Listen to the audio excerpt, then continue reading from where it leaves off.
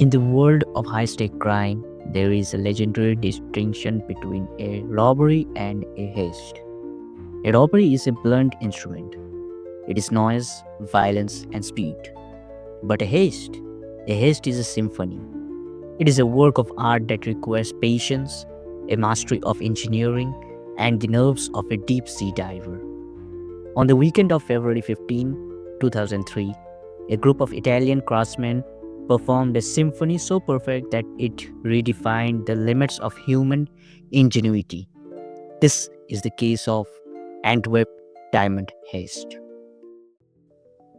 To understand the scale of this crime, you have to understand the setting.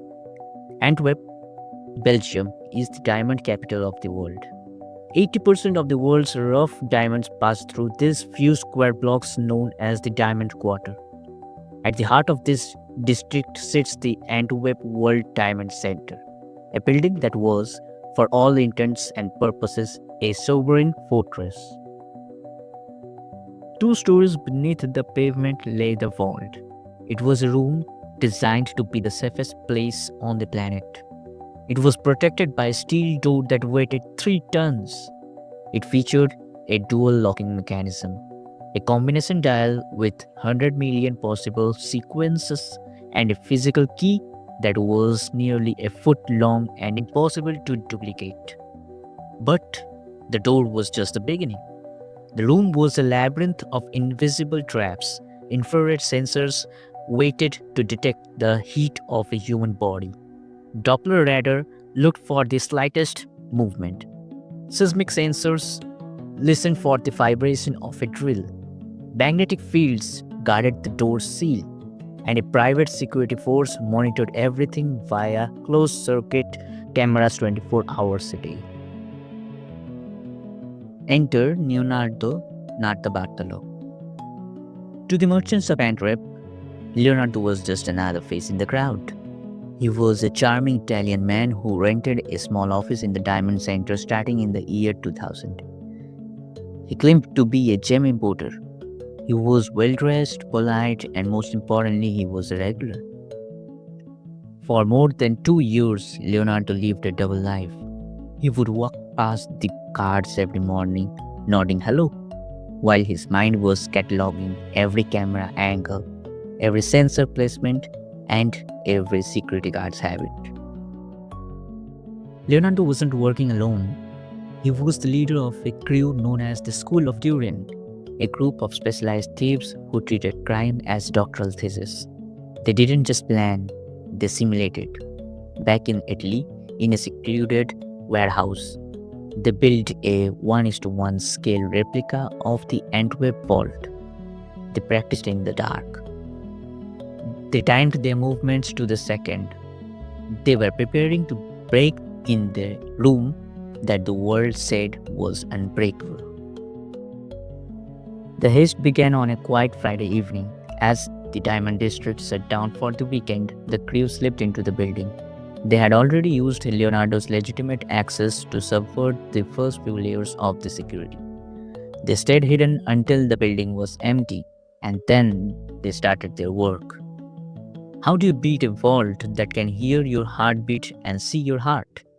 You use the basic laws of physics against it. To defeat the infrared heat sensors, the crew used a simple but brilliant trick. They coated the sensor lenses with a thin, transparent layer of hairspray. This acted as a temporary insulator, blocking the sensor's ability to detect the sudden spike in temperature caused by a human body. Next came the magnetic field on the door. This field was designed to trigger an alarm the moment the 2 magnets on the door and the frame were separated. To bypass this, the crew used a custom-made aluminum brackets. They unscrewed the magnets from the door and bolted them to the bracket, so they remained untouched, even as the 3-ton door swung wide open. As for the light sensors and the Doppler radar, they simply moved with agonizing slowness, covering the sensors with boxes or electrical tape. In the pitch black of the vault, Working only by the dim glow of small flashlights, they began the manual labor. There were 189 safe deposit boxes. Using a tool they had invented specifically for this job, a crane, they could exert massive pressure on the locks, popping them open one by one.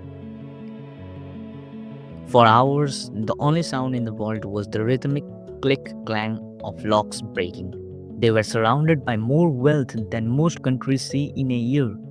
Diamonds the shape of walnuts, bars of solid gold, and satchels of blue sapphires. They filled duffel bags until their muscles ached. They were so successful that they actually ran out of room in their bags. They had to leave millions of dollars in loose stones scattered on the floor simply because they couldn't carry anymore. By the time they exited the vault and slipped out of the building into the cold Belgian morning, they had pulled off the greatest heist in the history. No alarm had rung, not a single drop of blood had been shed. They had stolen an estimated $100 million in treasure and vanished into the fog. But even the most perfect symphony can be ruined by a single sour note. For the school of Turin, that note was a salami sandwich. As they drove back towards Italy, one of the crew members became overwhelmed by paranoia. They stopped in a wooded area in a town called Crete to burn the evidence, the maps, the tapes, and the trash from the weekend. But that person, instead of burning the bag thoroughly, he threw it into the bush and fled. A local hunter found the trash the next day. He thought it was just kids littering. But when he saw the envelopes marked Antwerp Diamond Center, he called the police. Inside that bag, investigators found a half-eaten salami sandwich. They pulled a DNA sample from the bread. That DNA led them straight to Leonardo Notarbartolo. Leonardo was eventually caught and sentenced to 10 years in prison. He served his time and was released, but he remained a man of mystery. He later claimed in interviews that he was actually hired by a diamond merchant for insurance fraud, though the police never found evidence to support that claim. The most incredible part of the story? The diamonds. To this day, the $100 million haul was never been recovered. Some believe they were recut and sold in hidden markets. Others believe they were buried somewhere in Italian countryside, waiting for the day the school of Turin's return to claim their prize. Thank you for listening patiently till now. Please like, share, and subscribe for more such contents.